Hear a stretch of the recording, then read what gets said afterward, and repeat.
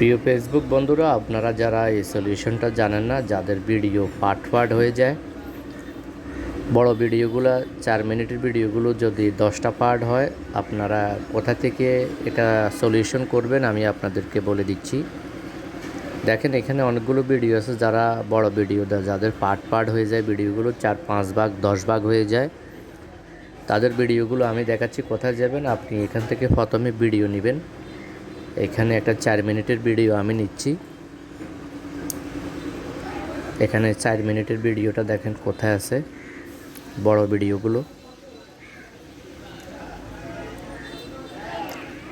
এখানে আমার এই যে ফিটা তৈরি করার একটা ভিডিও আছে আপনার,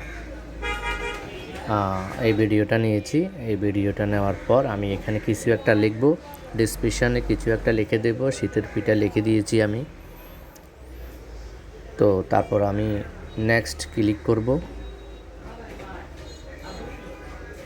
নেক্সট ক্লিক করার পরে দেখুন নিচে একটা অপশান আছে, on create playlist your video.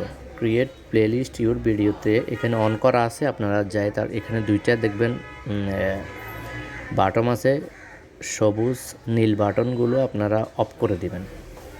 আর উপরে যে আপনার রিল শর্ট, এগুলো এটা কেটে দিবেন, ক্রস করে দিবেন। তারপর এখানে সেভ করবেন, তারপর শেয়ার করে দিবেন। শেয়ার করে দেওয়ার পর আপনি দেখবেন ভিডিওটা অটোমেটিক আপলোড হতে থাকবে। আপলোড হওয়ার পর আপনার আর এই সমস্যা হবে না।